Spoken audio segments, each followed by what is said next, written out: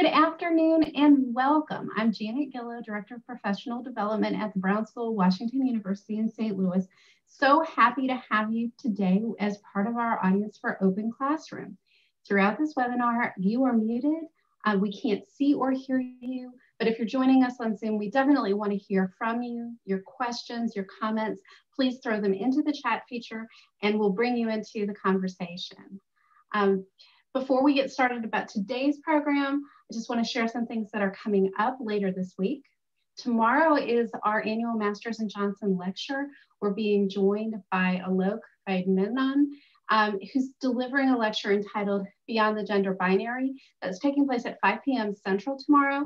Registration is still open through today on the Open Classroom website. So if you're interested in joining that conversation, please sign up. And then we are back on Thursday at 12:30 with our alumna, Kelly Liu, who's delivering a talk Beyond the Model Minority Myth. She's going to be discussing the attributes and service needs of Asian and Pacific Islander Americans. So today's program is extra special to me for a couple of reasons.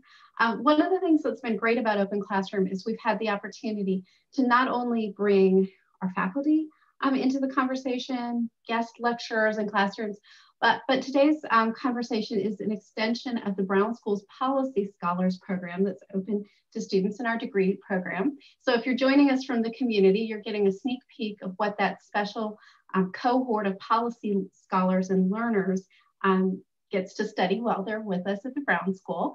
And it's extra special to me because our speaker is my longtime friend, my usual co-host for Open Classroom, Gary Parker.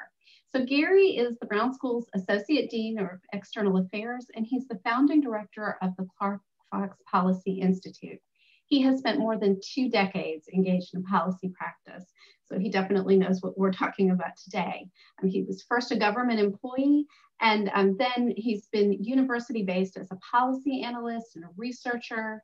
He's partnered with policymakers on the local, state, and federal levels to develop, implement, and evaluate policies aimed at improving the health and mental health of children and families. He's been with the Brown School since 2016, and he teaches community organizing and advocacy, and he founded the Policy Scholars Program, frequently researches and writes on policy-related issues. Please welcome my friend Gary Parker to talk to us about government and legislative process. Thank you, Janet, and thank you all for joining Janet and me today. We're really happy to have you here. If you're watching this live, we are just about a week after the presidential election. Last week during Open Classroom, we had an event that was focused on how to manage stress. So a lot of us had a very stressful week last week, just, not knowing where we stood or where we are, but there has, been a declared winner, although no concession yet by our standing president. And so we thought it would be, just a good thing to kind of go over the basics, an introduction to government and the legislative process. As Janet mentioned, this is an extension of the Policy Scholars Program. At the Brown School, we're very fortunate to have a lot of international students who join us, who may or may not be fully ingrained in understanding the processes of the U.S. government and the legislative process. And it's not always a bad thing to have a refresher too, to just kind of get reminded about all of how Washington D.C. works. And although we will be focusing mostly on the federal government today, a lot of the basic fundamentals do transfer over to the state government as well. So it does vary a little bit from state to state, but overall there's the same kind of checks and balances. So I thought it would be fun first, as we mentioned, that this is a extension of the Graduate Policy Scholars Program. If you are part of that program, thank you so much for applying and congratulations on being accepted to that program. The program is really a way for our students who are interested in high impact change. They come to the Brown School because they're either interested in social work or public health or social policy, or some combination thereof. And what this allows our students to do is, within their classes, they get a lot of really wonderful policy-focused classes on analysis and evaluation. But we know that policy is really two parts. We know that there's policy, what I call policy, the product, which is when you're, taking the research and you're analyzing the data, and then you come up, you from the findings of that research, develop a set of policy recommendations to move forward based on that evidence. And that's policy product, like what's written on the page. And then there's policy process, which means you could have the most beautifully, empirically founded, policy written on paper, but unless you understand the process of policy, then it gets very difficult to implement those particular changes and to have the impact that you're really striving for. So at this program, we really try to complement the kind of policy product classes that they're receiving with some experiential opportunities. And so the way that we do that is that we used to issue physical Wharton passports, but now we issue virtual passports because we say that you're on your journey to policy scholarship. And so the way that works is we give a passport, and then we give what we call a map to policy destinations. And those destinations include things like attend a public hearing at the Board of Aldermen in St. Louis, or attend a county council meeting in the county. It could be, show up to a block association meeting and better understand what the pressing issues are amongst local communities, and just trying to get them to kind of experience it. Once they reach what I call is that, those destinations on the map, they get a stamp in their passport and they can continue on their journey to policy scholarship. And after they have acquired, I believe it's 12 stamps in their passport, they are then at the end of the academic year inducted as policy scholars, graduate policy scholars, into the Clark Fox Policy Institute and the Social Policy Institute right here at Washington University. So it's a great resume builder. It's a great way to complement the already amazing education that they're getting at the Brown School. And we have found that the students really respond to it. When we first did the program, I was really hoping we would get like 10 students that would be interested in this Passport to Policy program. And it was like 1 out of every 6 students applied. So we were really amazed by just how many, and you can see from the cohorts in previous years that it's quite a number, and we don't have the capacity to accept every student. So some, there are some students who had hoped to be in the program weren't, but then we try to give them an opportunity in their second year if they had applied in their first year. So we do try to make sure that we can accommodate absolutely as many students as possible. Okay, so part of that is understanding how our federal government works, because that is where policy is made and implemented and enforced and challenged. That's a lot.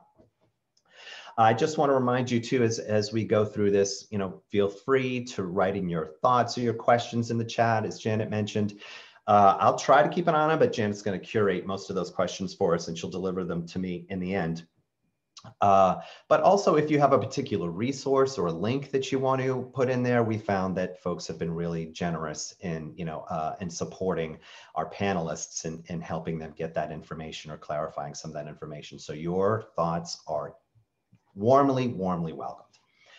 Okay, so when we look at our Constitution, we have 3 branches of government. We have the legislative, the executive, and the judicial.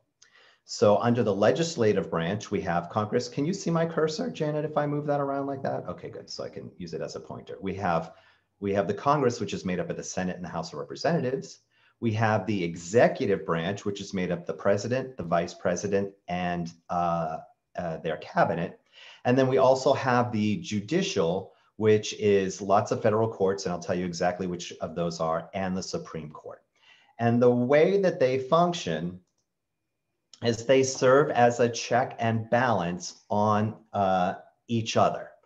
So we have the president who appoints judges into the judicial, and we know that the current administration has done quite a bit of that, particularly on the Supreme Court.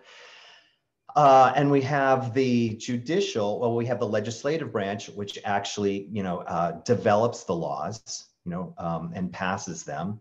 But those laws can be vetoed by the president. So that's where the check and balance. If the executive branch feels that the legislative branch has overstepped, the president can veto it.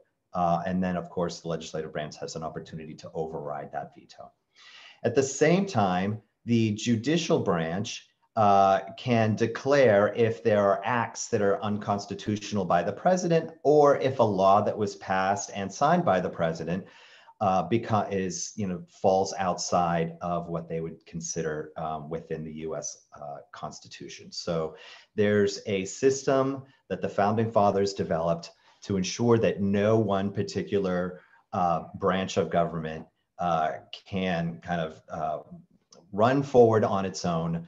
A lot of this is because many of the Founding Fathers were coming from England, where there was a king and a lot of religious oppression. So they were trying to create a representative republic within a democracy that allows for no one person to become king.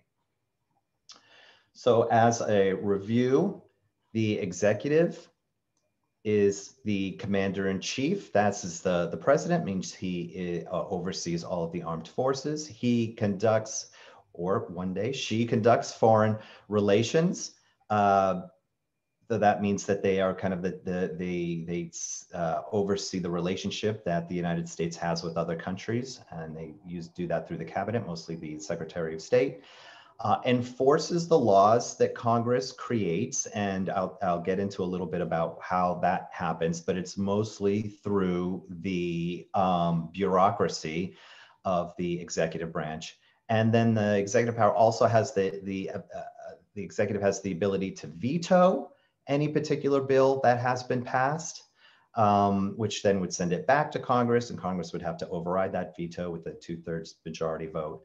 Also, as we've seen, the past two presidential administrations in particular, and probably the incoming as well, do a lot of executive actions as a go around to the legislative process. Now, you heard me talking about the bureaucracy. So the bureaucracy of this is that there are 15 departments that are under the control of the executive branch. State Department, again, that does those foreign relations, defense, self-explanatory, education, labor, homeland security, health and human services. There's a lot more. So what ends up happening is that the laws that get passed by Congress, signed by the president, then need to be implemented and enforced by the bureaucracy, which also includes the Justice Department. So we have the bureaucracy responsible for several government agencies, including the CIA, the FBI, and the FDA, Federal Drug Administration. And the legislature grants rulemaking power to agencies and departments. So basically, the way that it works is, should a bill get passed and signed that has to do, let's say, with something focused on education. So there's a bill. Now, the bill itself is not going to get into the fine details on how that law should be implemented. So the Department of Education in this case would have the latitude to decide exactly how that law should be implemented and enforced. If part of that checks and balances is if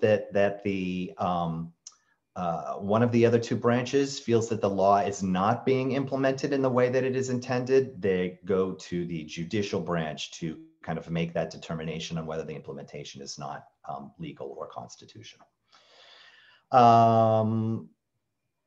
the legislature grants rulemaking. Yes, we did that. Okay, moving on.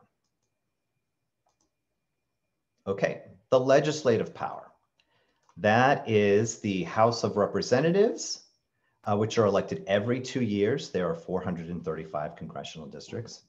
And the Senate, of which there are 100 members, 2 per state, 1/3 are elected every 6 years in statewide elections. So we did see that a number of senators were up for re-election this year. And we will see in 2 years, another 1/3 of the Senate will be up for re-election. And then, so the legislative power, they have the ability to make the laws, to levy taxes, and to declare war. So that's part of what they do. Now, in the current Congress, the 115th Congress, there are 21 committees in the House and 20 committees in the Senate. I'm going to get to why that is important. There are 6 joint committees, which don't have any legislative duties, but I'll get into why they're needed as well, and dozens and dozens and dozens of subcommittees. In addition to these committees, there are also what are known as caucuses.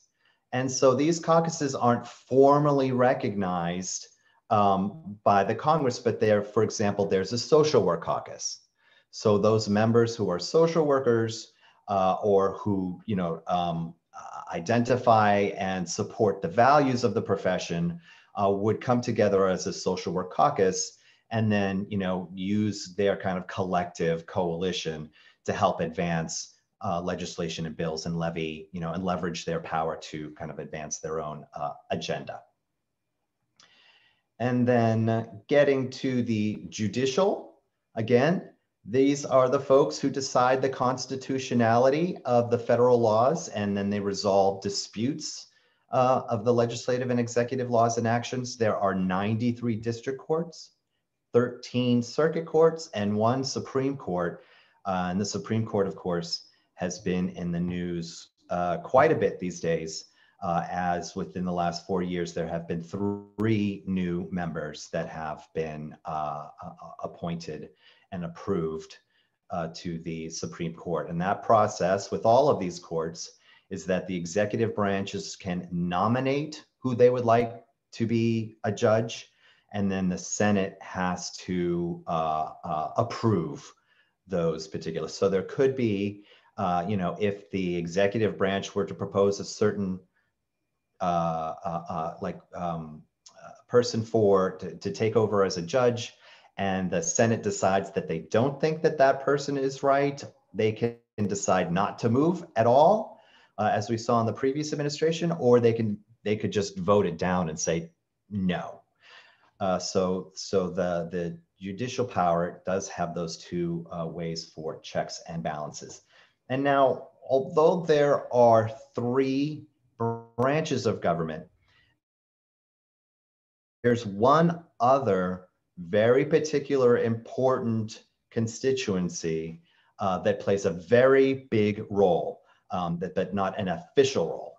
And that, of course, are lobbyists, interest groups, advocates, and activists.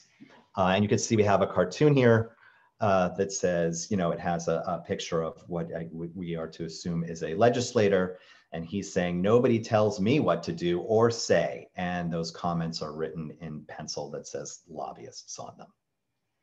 Now, we hear a lot of things about why lobbyists are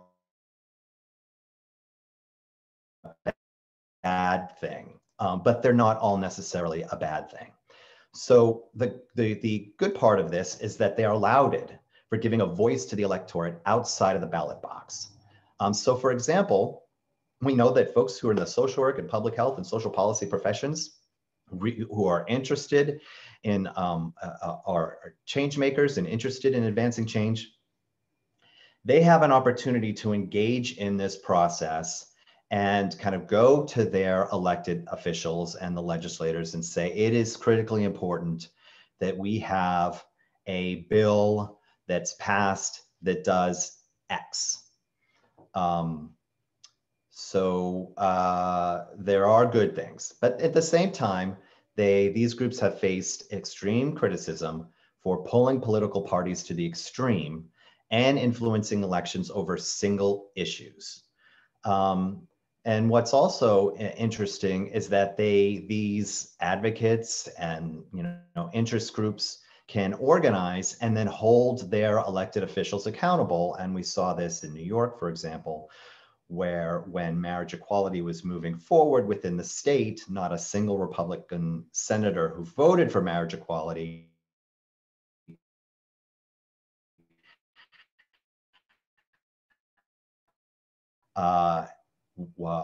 so they influence elections, they influence legislation, they influence public opinion, they influence a public discourse, and all of that is part of the policy process that our policy scholars are kind of getting an opportunity to kind of dip their big toe in the policy process pool.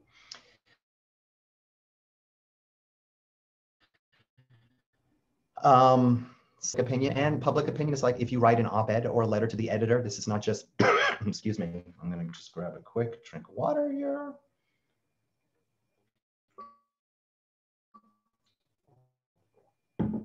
These are not power over time. Regular Joes and Janes can write a letter to the editor and have it published, and they are engaging in the policy process by sharing their thoughts and opinions on any particular policy issue, and that in turn allows for additional public discourse. So now let's go over how a bill becomes law. And I know some of you were really hoping that I would show the Schoolhouse Rock video of I'm just a bill. Yes, I'm only a bill. Janet, can I ask you to just find a YouTube link for that and put it in the chat feature? Because probably some of our international folks have not seen that video. It's classic. It's from the 1970s. It's very catchy. It's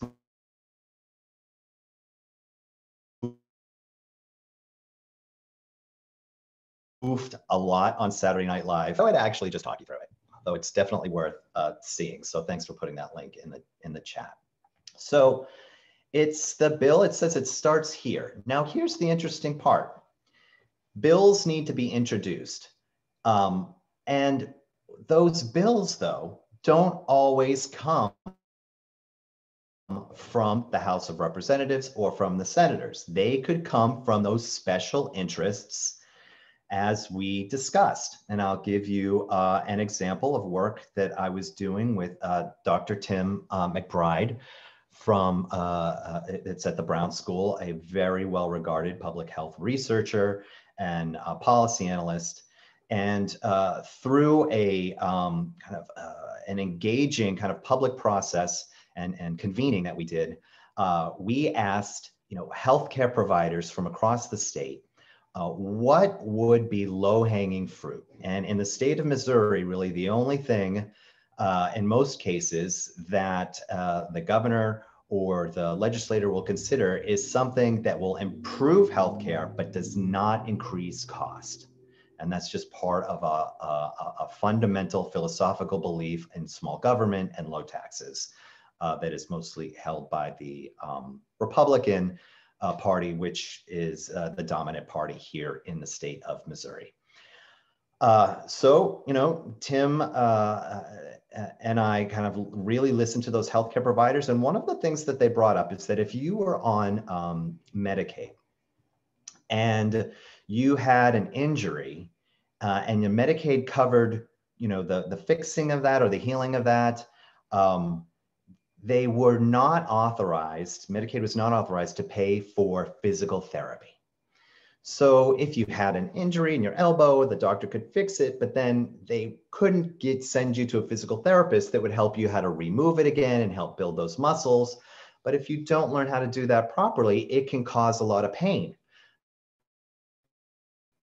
But Medicaid does pay for pain management.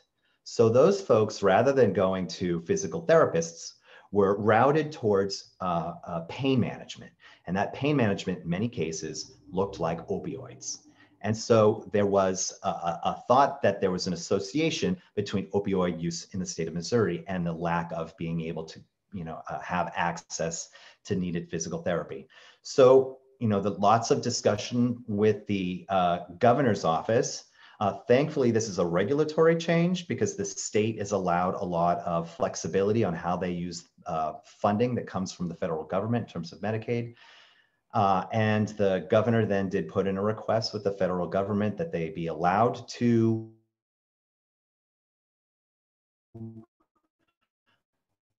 pay for physical was approved, and now that change has been made. Now, I want to stress that that is not anything that Dr. McBride and Gary Parker did on their own. It was just one more piece of a kind of broader coalition and broader policymaking movement that had been in place for a very long time. And some of this is always like getting all the pieces in place, creating momentum, getting the public discourse going. And all of that is important to get in place before you actually are able to kind of engage a government in many cases. So all of that is just to say that a lot of the ideas for these bills come from outside of government. They come from special interests. They come from social workers. They come from public health practitioners. They come from social policy analysts. Once those ideas come, sometimes they are presented already written in bill form. And Janet, you're going to have to give me, I don't have an eye on the time here either, so I don't want to, oh, I should pick up. 12:30 already. Thanks so much. Sometimes those bills come written and they're just handed to the legislators, or sometimes the legislative director of one of the committee members will develop that bill. And then any House member and any member of the Senate can introduce a bill. Any one of them can do it. They introduce the bill. Ideally, they want to gather as many co-sponsors as they can to be able to demonstrate how much support you have. So for example, in the Senate, if you introduce a bill and all 100 senators sign on as sponsors of that bill, the likelihood of it passing is very high. That's highly unusual, though. I don't, probably hasn't happened at all in history, but if you know something different, please feel free to share that in the chat.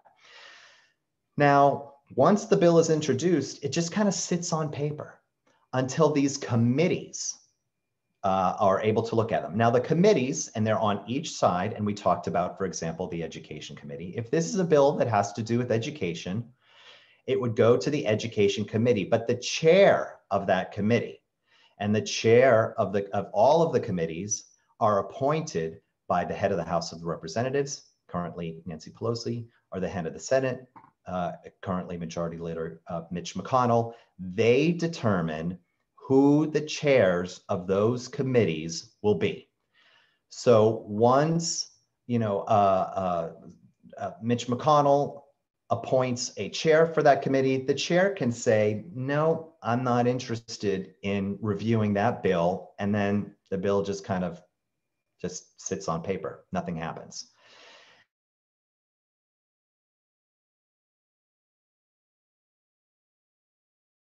So if, let's say, the House that this committee chaired, I think we should, I'm going to bring it up to my committee. Now, the committees, the numbers of each committee do vary, but there's always a one-person advantage by the dominant party. So in the Senate, the Republicans will have one member more on those committees than the Democrats. That allows for, again, the dominant party to really control what is happening through those committees. Excuse me. So if this bill then gets through committee, they'll mark it up, they'll make some changes. Let's say the committee chair again allows it, comes to a vote. It's voted on how it passes, whether it just passes by the members of the majority party or whether it passes with bipartisan support. It then goes on to the House. In the House, now that the bill has passed, before it goes before the full House, it's Nancy Pelosi and Mitch McConnell who get to decide which bills will actually go before their full bodies for a vote. So even if this is, if we do the Senate, a Republican-controlled committee, and the committee passes the bill, if the committee passes it, it goes, Mitch McConnell decides, you know what, I'm not going to bring this to the Senate for a full vote. It goes basically to the, legislation graveyard because it just doesn't move forward. So as you can see, there are a lot of ways in which a bill can be stymied and stopped. And this was actually the intent of the design, so that only the bills that had the most support, that made the most sense for the country, were allowed to pass. Now let's talk about the federal budget. So we're going to look at the 2019 budget, and there are two parts of the budget. There is the mandatory spending, which we have here, which in 2019 was $2.7 trillion. And then we have the discretionary spending. And then this other chart here is like, these are the tax revenues that have been brought in. So we can see that total, the amount of money that the federal government is going to spend that's spent in 2019 was $4.4 trillion. But we can see for revenues that they really only had $3.5 trillion. So there was a $1.1 trillion deficit, meaning we spent $1.1 trillion more than we had in the bank. The federal government can get away with that. You and I, unfortunately, I don't think Chase or PNC are going to allow us to spend more money than we have in our checking account. Now, this is the interesting piece of the federal budget: the mandatory versus discretionary spending. So you can see for the mandatory is a majority of the federal. It's spending that has been decided as a result of, mandatory spending is federal spending that is spent based on existing laws rather than the budgeting process. This spending is mainly comprised of entitlement programs such as Social Security and Medicare, whose spending criteria is determined who is eligible to apply to benefits by Congress. So when they're doing their budget negotiations, they can't really adjust any of this. They get to look at this discretionary spending, and they can decide how much of this they want to spend on defense and how much of this they want to spend on non-defense. Defense is self-explanatory. Non-defense are programs like transportation, education, veterans benefits, health, housing assistance, and other activities. So this is really where your representatives are kind of making big decisions on how that money should be spent. The way the budget is approved, same way as a bill is approved. It goes before each of the bodies, and it needs to be,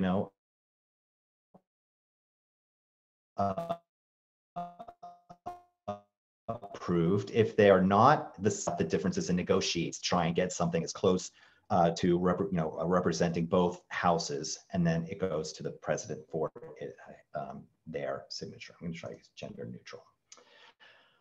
Okay, so the 2020 budget, we are currently projected to reach a deficit of $4.2 trillion. As you can see, this would be the biggest deficit in history. And as you can see from this chart, a lot of it is a result of the impact of COVID-19 and our government doing its best to respond to, allocate resources of the federal government and then send them out to try and support families and small businesses. And you see how those kind of negotiations play out in the news. So, we do have a deficit, generally speaking, particularly in the Republican kind of philosophy. Deficits are not a good thing. They have always been, kind of fiscally conservative. In this case, given the fragility of the US economy, parties on both sides felt like this was necessary spending in order to support families and small businesses and others who have been impacted negatively as a result of COVID. But it is worth noting, again, that the deficit in 2020 will be more than the combined deficit of 2014 through 2019. No editorial comment on that, merely just pointing out that that's an interesting note. Okay, it's time for a pop quiz. So I want all of you to head over to your chat feature, because we're going to ask you these 3 questions, and then I would love to see your answer. So what is the first step towards having an idea become law? Anybody?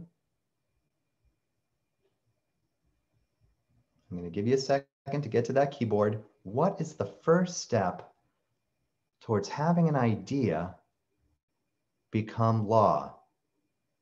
Great answer, Darian, showing that you have support and there's a need for it. Great answer. Anyone else?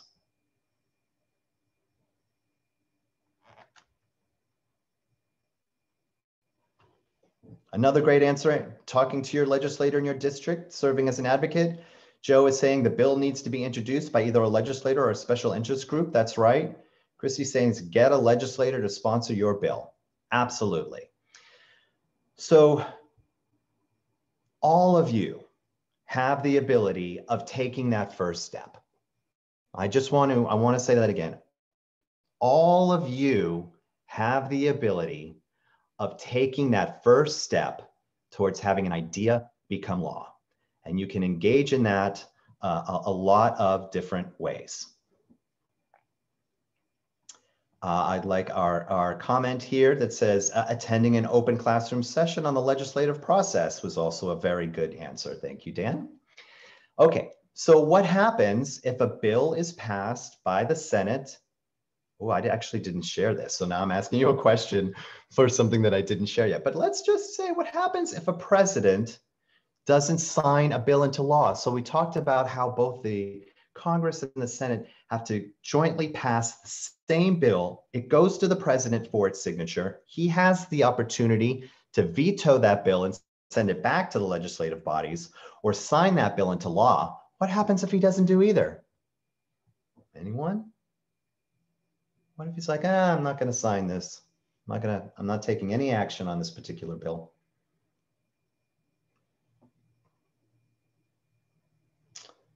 Well, we've got some folks who have done this training before who are just really, really smart. Christy, that is right. If the president does veto it, then it goes back to the legislative bodies and they need 2/3 in order to override that veto. But that's saying that the president does sign it. If the president doesn't sign it and he doesn't veto it, it becomes law. After a certain amount of time, it becomes law, regardless of whether or not he signed it. And that is kind of sometimes a political decision that a president will make, not wanting to weigh in on an issue one way or the other. But it does become law. And Daniel, you'll tell me if I got that wrong, but I believe that's right.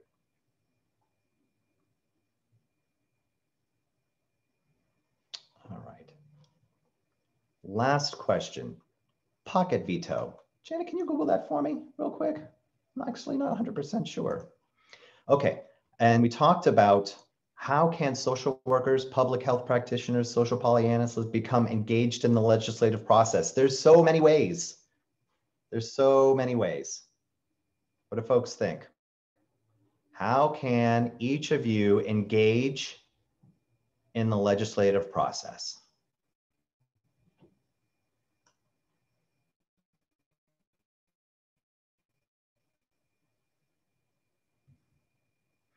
So Janet did a quick Google search for pocket veto. Thank you, Janet. An indirect veto of a legislative bill by a president or governor by retaining the bill unsigned until it's too late for it to be dealt with during the legislative session, which is just a little different than just if the legislative session continues. How are we doing for? We have time for some questions. Also, let's see. Thank you, Haley. Haley's sharing with us how folks can get involved. Pay close attention to what policies are affecting your clients and communities. That is a wonderful, wonderful answer. And in many cases, that's exactly how we identified the issue with physical therapy. We heard from those who are working in the field, those who are frontline workers, who are seeing these things happen. They then can say, from my experience, what I have seen is X, and we really need to do something about it. Okay, here we go. Dan Ferris, president has set 10 days to sign or veto, otherwise default becomes law. Again, unless Congress has adjourned their session, and that's the pocket veto. And again, I'm sure all of that timing can be worked out. It's a very political process. Let's see, start by reaching out to legislators, finding an issue that is important and following it. Absolutely. And then, you know, what we've done at the Clark Fox Policy Institute, as well as that, you know, an interesting side note is that the Institute itself is not authorized to engage in lobbying. We can educate and advocate. And I know you're probably thinking, well, what's the difference between lobbying and educating and advocating? So I can say that, I'll give you a great example. For those of you who are living in St. Louis, just recently in this last election, there was Prop R that went before the voters of the city of St. Louis. The prop was authorized an increase in property tax.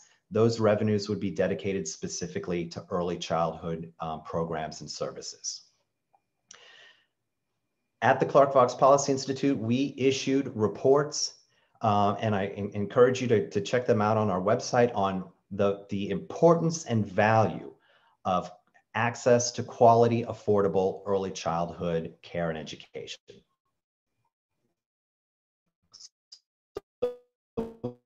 We can compile the data, we can compile the research. Education is so important, not only to the socio development of the child, but to allow parents peace of mind so that they can engage in the workforce without distraction, and so that we can have folks engage in the workforce. So therefore it's great for the state's economy as well. And I've also been making the point that if we want to kind of restart our regional economy, we need to ensure that parents have a access to quality, safe, affordable early childhood care and education. If it's too expensive and they can't put their child in an ECE center, either a private center or a family-based center, then they can't engage in the workforce.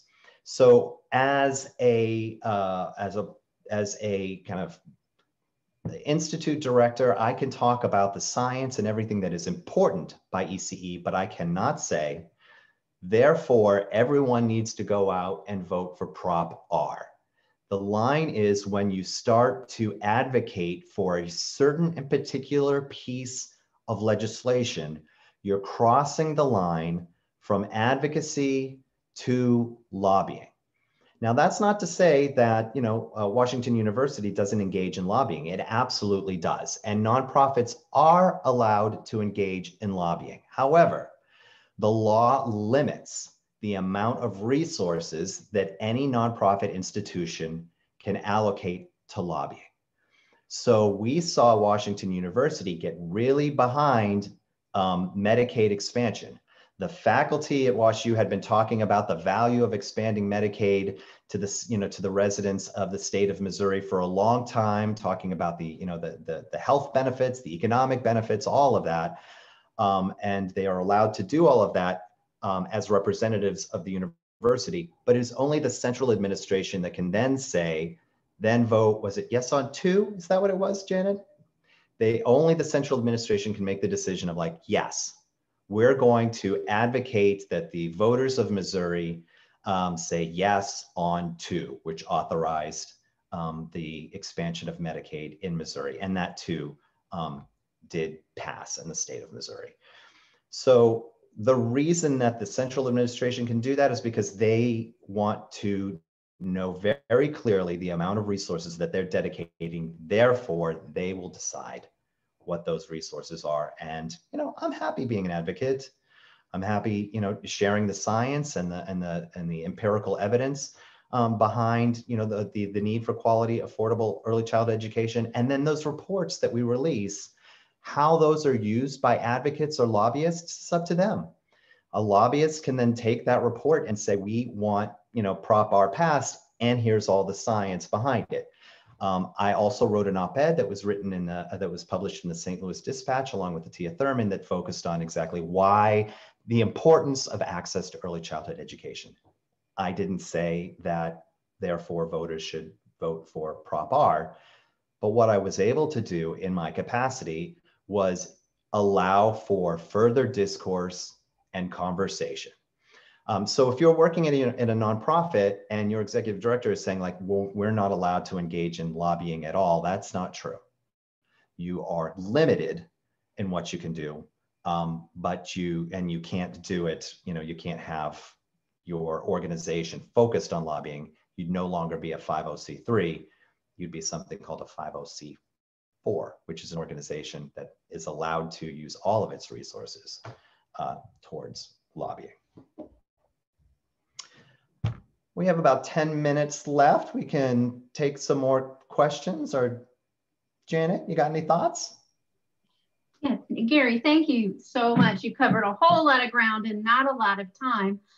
One question, you were talking about, you know, sort of the limits of what a 501c3 can do and what somebody can do as a representative of that organization. Can you speak just a little bit to how you differentiate your one's, not necessarily you personally, but one's personal legislative involvement, legislative relationships, advocacy, and lobbying on behalf of an issue versus what you can do officially when you represent an organization? That is a great question.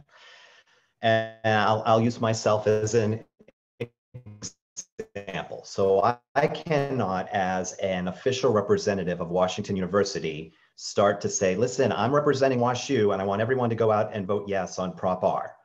But Gary Parker, citizen of the city of St. Louis, I can put out a lawn sign. I can tell all my neighbors they need to vote, you know, for Prop R. I can, you know, send out emails from my personal email that's raising money for that. I just have to be very clear that I am not, you know, if I'm speaking to a group of folks and they're like, oh, here's Gary Parker, the Associate Dean of the Brown School. I have to be very clear that I am not speaking on behalf of, you know, the school, university, or institute. I am here speaking as a private citizen. And we see a lot of our faculty engage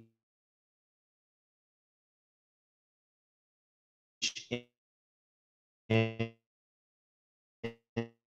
these types of, they get called by committees to share their expertise.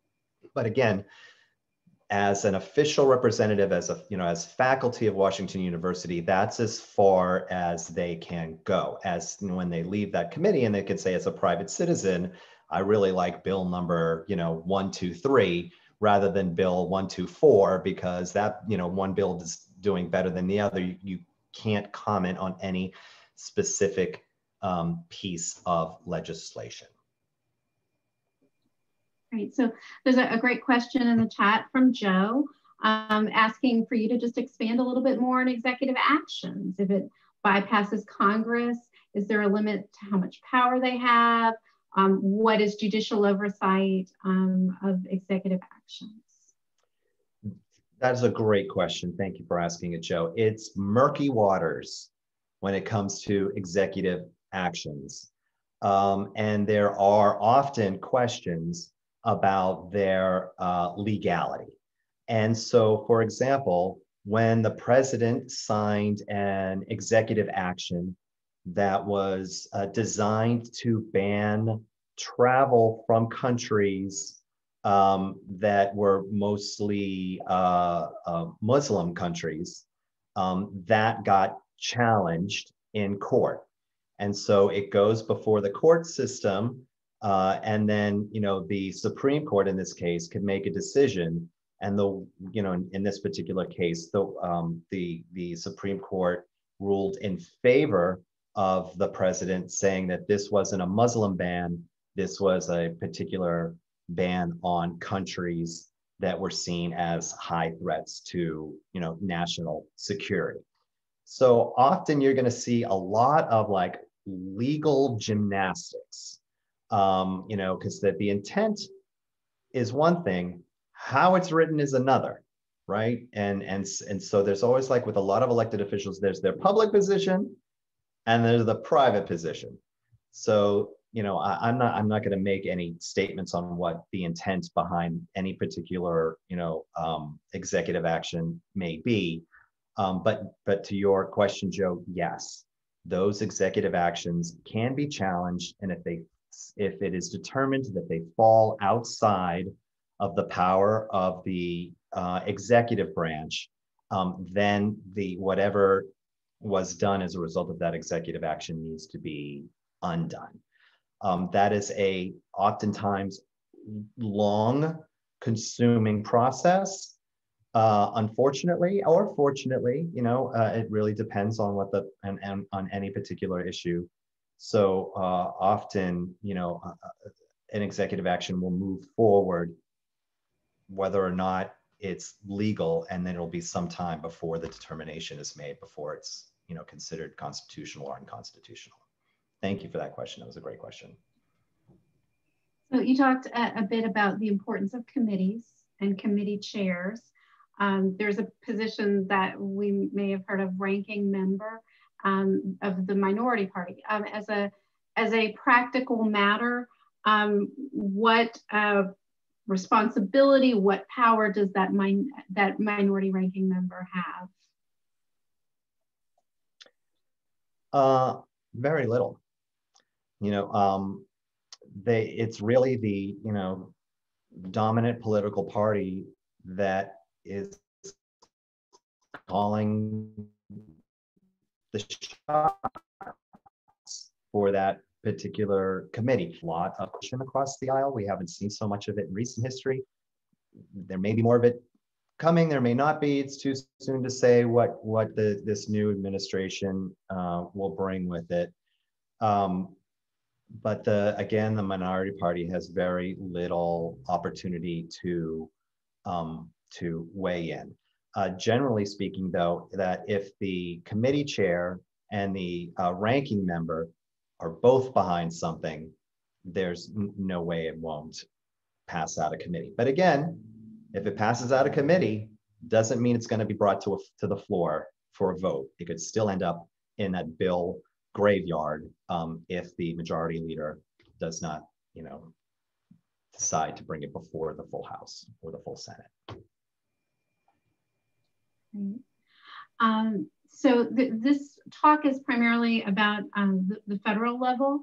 I'm wondering if there's anything you can share about how the U.S. Supreme Court also has oversight on state law.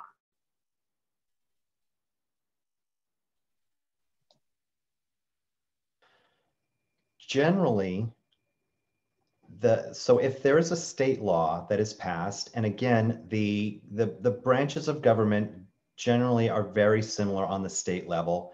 Sometimes the difference is that the state might only have one legislative body rather than the two legislative bodies that we see in the federal government. And some states like New York will have, they call it the assembly, which is, the assembly members have that kind of 2-year term, and then they have the state senators that have that 6-year term. So they do have this kind of two-body system. But again, some states only have the one-body system, and most municipal bodies, because they're so much smaller, only have the one system. The county council, it's the council. The Board of Aldermen, they do have committees, but again, it's just one Board of Aldermen body that then, anything that's passed gets sent up to the mayor for its signature. If a law passes on the state and it's challenged, it gets challenged at the state level first.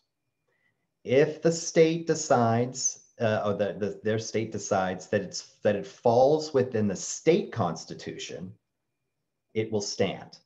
If it is challenged again, it would go then to the federal level to see, well, if it's against the US Constitution, then it would be struck down. So in most cases, that the federal laws supersede the state laws. So you see a lot of times the federal government deferring to state governments to make decisions. We saw this was in our the Trump administration's approach to COVID, saying, as the federal government, he didn't want to get involved in kind of one federal approach. He gave that opportunity to the states to kind of make their own decisions based on what they needed as individual states. Again, not commenting on what would have been the better approach, but that was just the particular decision that was handed down. And generally, leaving things to the states is something that is done more often by the Republican Party than it is done by the Democratic Party. Great, thank you for that. So we have time for just one last question before giving you an opportunity to wrap up. At this particular moment, we're hearing about a special election and a runoff in Georgia that is off cycle to the 1/3, 1/3, 1/3 every couple of years. If anyone is confused about what's going on with that, can you share any thoughts? You're talking about the two Senate races in Georgia, yes? So, the laws for elections are determined by the states. So what Georgia decided was that if a candidate doesn't receive more than 50% of the vote, that they would have to go into a runoff with, the top two vote receivers.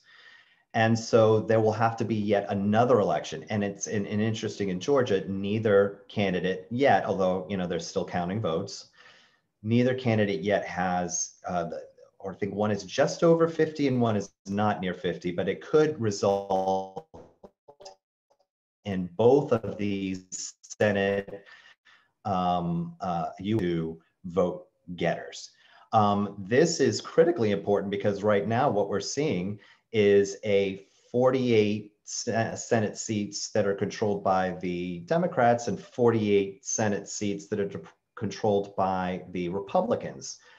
So if the Republicans win both of those seats in Georgia, which has traditionally been a Republican state, then the Republicans will have control of the Senate.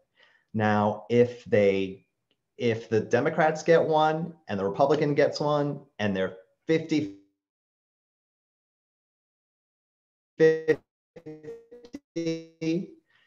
then it is to kind of be the deciding votes in those cases, and the control of the Senate would go to the vice president's party in this in the next administration. That would be Vice President-elect Harris. I just love saying that. President-elect. It's historic, folks. It's historic. No matter where you land on the political spectrum, it is an enormous, there's a lot of historical significance to having the first woman, the first Black woman, the first Indian woman step into, the role of vice president. Absolutely. So Gary, we are at time. It always goes by so quickly. Lots of nice comments for you in the chat. People saying they learned a lot and appreciate your time. Is there any final thought you want to send everybody out with? I just want to encourage you to get engaged in the process in whatever way you can. That doesn't mean that you need to go out canvassing and raising money. There are ways that you can engage by writing a letter to the editor, which is like a paragraph, or just calling your legislator and getting them on the phone and just saying this, I'm a voter in your district and this is what's important to me. you would be surprised how influential those calls, those letters are when it comes to kind of the calculations that elected officials make when reviewing any particular bill. Oh, thank you, Joe. Thank you, Becca. Thank you, Sarah. Lots of really nice things. Thank you, Haley. Thank you, Audrey. I just want to say thanks. And it's been a pleasure. And oh, am I frozen or are you frozen, Janet? Well, if it's me. Bye, everyone. Shoot.